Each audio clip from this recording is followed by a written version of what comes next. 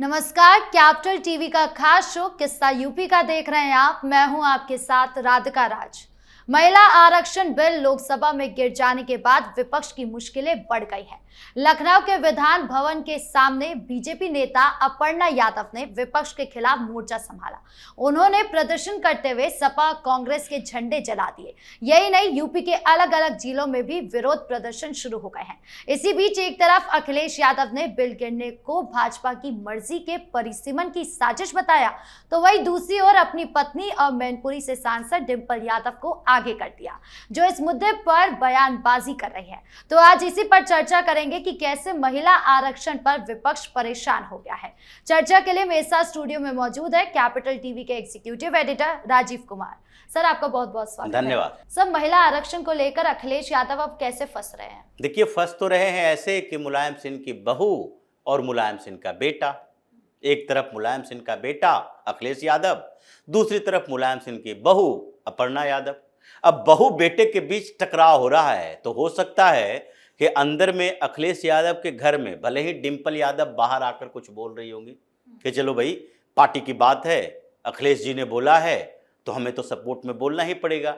लेकिन घर के अंदर जब चर्चा होती होगी तो जैसे अपर्णा यादव अखिलेश यादव को घेरने में लगी है, ये देवर भाभी का खेल है, वैसे ही हस्बैंड वाइफ के बीच भी कुछ झगड़ा होता होगा। ये डिंपल यादव कहती होंगी तुमने गलत कर दिया, महिला आरक्षण विधेयक का समर्थन करना चाहिए था।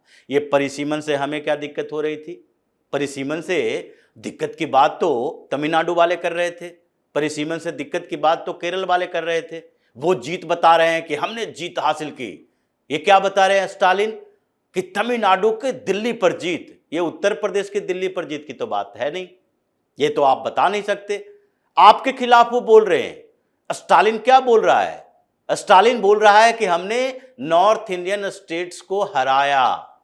ये जो वर्चस्व पैदा करने की कोशिश कर रहे थे, भले ही ये वर्चुअल लड़ाई थी, वास्तविकता नहीं थी, वो भी एक नैरेटिव क्रिएट करना चाहता था, तमिलनाडु के अंदर सिंपैथी वोट मिल जाए, तमिल कार्ड खेलने की कोशिश। लेकिन बोल तो आपको ही रहा है। सबसे बड़ा प्रदेश उत्तर प्रदेश, सबसे ज्यादा लोकसभा की सीटें, और उसमें भी अब 80 से बढ़कर 120 होना था, और आपको गालियां दे रहा है। दक्षिण भारत से चलता हुआ राहुल गांधी को क्या है, तमिलनाडु में गया, वो पलट गया वहां कि हमने तमिलनाडु को जिता दिया। आप कहां जाकर बताओगे? अखिलेश यादव कहां जाकर बताएंगे?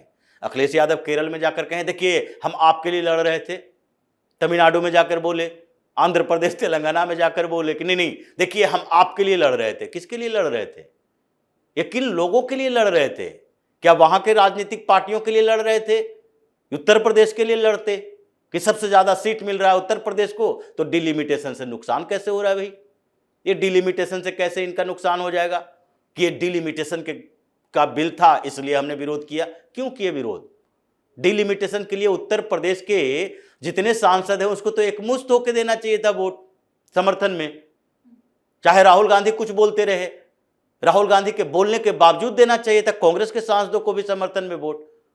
ये कौन सी परंपरा? विप का उल्लंघन नहीं करेंगे, विप हमारे पार्टी के नेता जो कहेंगे वो करेंगे। अपने दिमाग में भी तो कुछ होना चाहिए, खुद के लिए तो राजनीति करना सीखो। तो ये अखिलेश यादव इसी में परेशान हो चुके हैं। अब इनको लगने लगा डिंपल को आगे भेजो, क्योंकि लोग तो कहेंगे कि डिंपल यादव क्यों नहीं बोल रही है महिला आरक्षण विधेयक पर, डिंपल यादव को बोलना चाहिए। डिंपल यादव क्या बोलेंगी? डिंपल यादव तो अखिलेश की बात को अपने मुंह से निकालती है, जुबान से, वो रिकॉर्डिंग टेप। लेकिन अपर्णा यादव तो वो नहीं है। अपर्णा यादव तो भारतीय जनता पार्टी की तरफ से आकर मैदान में डटी है, विधानसभा भवन के सामने डटी है। तो ये सारे जो अभी ये लोग को लग रहा था कि नहीं नहीं हमने बहुत बड़ा काम कर दिया, हमने महिला आरक्षण विधेयक को गिरा दिया, हम तो मोदी को गिरा दिए, मोदी को हरा दिए। ये मोदी को नहीं हराए, खुद को हरा लिए।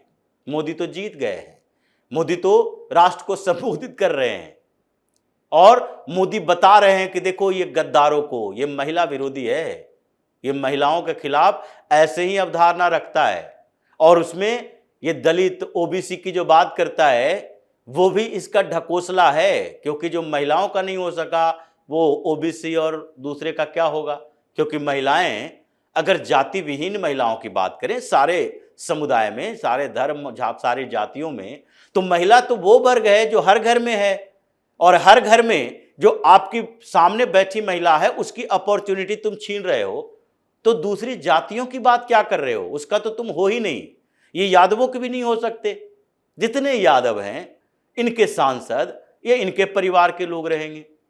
अखिलेश यादव, डिम्पल यादव, धर्मेंद्र यादव, ये जितने सांसद रहे, राम गोपाल यादव भी राज्यसभा में है, ये सारे इनके पार्टी के रहेंगे। अक्षय यादव भी इनकी पार्टी में रहेंगे।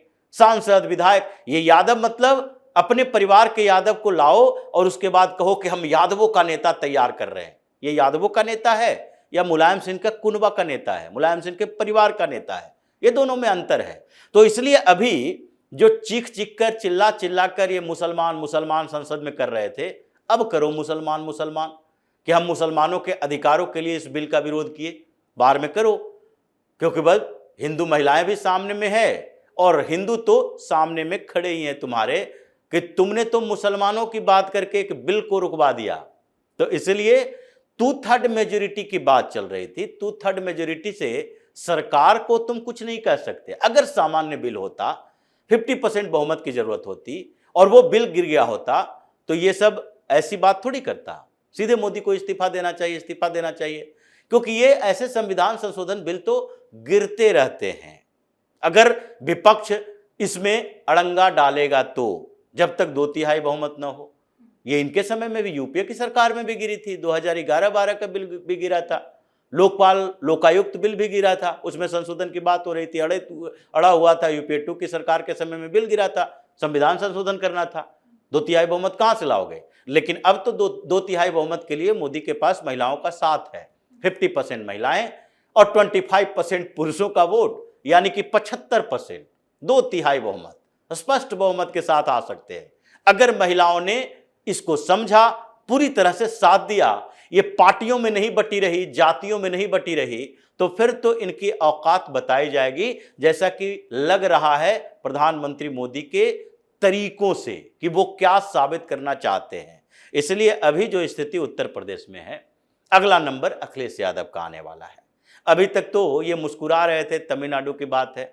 अभी तक तो देख रहे थे ममता बनर्जी हारे जीते, क्या फर्क पड़ता है हमको, हम सपोर्ट कर देंगे ममता बनर्जी को। लेकिन आगे तो 2027 में आपके यहाँ चुनाव है और ये उत्तर प्रदेश में लखनऊ से चला हुआ ये प्रदर्शन अभी रुकने वाला नहीं है।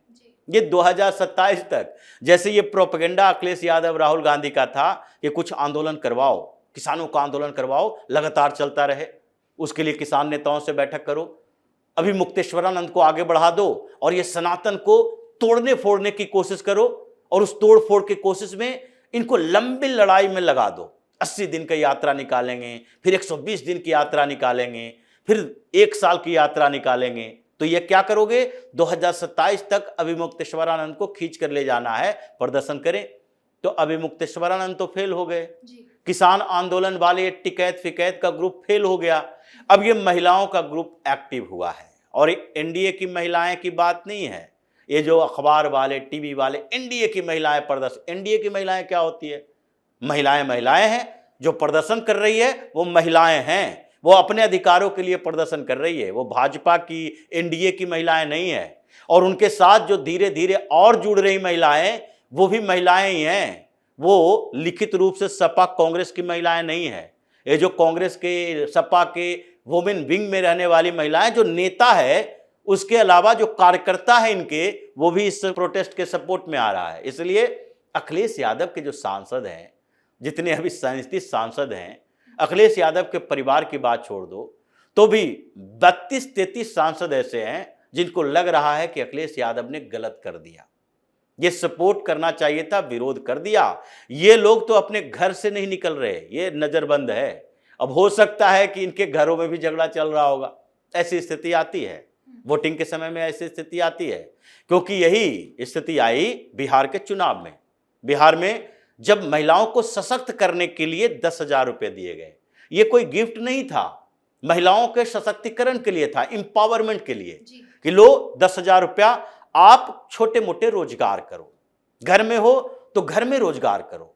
आप जो ये लोग कहते हैं हाउस वाइफ, अगर हाउस वाइफ जैसे शब्दों का उपयोग नहीं किया जाना चाहिए, घर में रहने वाली महिलाएं हाउस वाइफ नहीं होती, लेकिन फिर भी अगर वो काम घर पे रह रहे हो, घर संभाल रहे हो, घर का मैनेजमेंट देख रहे हो, तो भी कुछ मत करो तो एक गाय खरीद लो, एक बकरी खरीद लो, कुछ तो सर्वाइवल के लिए 10,000 में एक दुकान छोटी सी चला लो, और जरूरत पड़ेगी तो हम 2.5 लाख देंगे। ये सशक्तिकरण की स्कीम थी। तो महिलाओं ने क्या किया, जो पुरुष मतदाता बहुत सारे यादव के नाम पर, तेजस्वी यादव के पीछे झंडा लेके चल रहे थे, घर में गए तो उसकी बीवी उससे आधार कार्ड छीन के रख ली कि नहीं हम तो वोट नीतीश कुमार को देंगे, हम तो वोट भाजपा को देंगे, हमको ये सशक्त करने के लिए नीति लाया है, पैसे दिया है।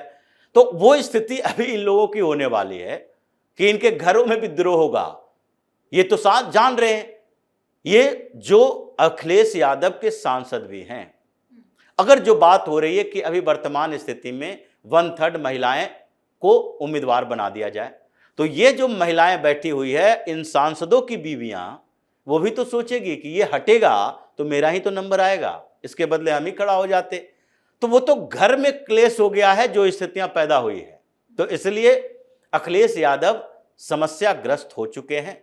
और अभी तो ये केंद्र सरकार की उस बिल के बाद महिलाओं का गुस्सा है। कुछ दिन के अंदर योगी उस गुस्से को और बढ़ाएंगे, महिलाओं के साथ खड़े होंगे, और फिर उसके बाद स्थिति ये आ जाएगी कि इनके जो सांसद है घर से निकल नहीं पाएंगे, इनके घर के सामने महिलाएं मोर्चा खोल के बैठी रहेंगी, और ये अपने आवाज से बाहर निकलेंगे, काले झंडे दिखाए जाएंगे, प्रोटेस्ट किया जाएगा, और वही स्थितियां दिखाई पड़ रही है। ये अब घर में ही नजरबंद रहेंगे जो तरीके अभी इनके दिख रहे हैं, क्योंकि आपने गलती कर दी।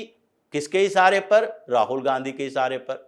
आपने गलती कर दी स्टालिन से दोस्ती के नाम पर, ममता बनर्जी से दोस्ती के नाम पर कि नहीं ये सब मुख्यमंत्री हैं, हमारे सहयोग करेंगे, लेकिन ये सब अखिलेश यादव के खिलाफ उपयोग कर रहे हैं उसका। स्टालिन से लेकर विजयन तक ये अखिलेश यादव के खिलाफ ही। यूपी के खिलाफ बोलने का मतलब केवल भारतीय जनता पार्टी यूपी की राजनीति नहीं करती, आप भी करते हो, और आप केवल यूपी की राजनीति करते हो, भारतीय जनता पार्टी सारे राज्यों की राजनीति करती है। तो ऐसे में अखिलेश यादव ऐसे ट्रैप में फंस गए हैं कि आगे आने वाले समय में ये माफी मांगते फिरेंगे कि हमने गलती कर दी है, अब महिलाएं हमें माफ कर दे। ये जो नारी शक्ति अभिनंदन विधेयक है, ये वंदना विधेयक, उसी विधेयक के आधार पर हम सपोर्ट करेंगे, डिलिमिटेशन को भी सपोर्ट करेंगे। आगे ये विधेयक फिर से आएगा और उस समय देखा जाएगा कि अभी का असर क्या हुआ है। यही सारी पार्टियां इस डिलिमिटेशन के साथ महिला आरक्षण विधेयक का समर्थन करते नजर आएगी। जी, इस मुद्दे पर जानकारी देने के लिए आपका बहुत बहुत धन्यवाद। धन्यवाद। तो कुल मिलाकर महिला आरक्षण बिल विपक्ष के कारण गिरने के बाद अखिलेश यादव की परेशानी बढ़ गई है। अब यूपी के अलग अलग जिलों में प्रदर्शन हो रहे हैं, जिससे साफ है कि विपक्ष इस मुद्दे पर बुरी तरीके से फंस गया है। तो इस खास शो में इतना ही। कैसा लगा वीडियो कमेंट बॉक्स में जरूर बताएं। वीडियो को लाइक करें, शेयर करें और चैनल को सब्सक्राइब करना ना भूलें। धन्यवाद।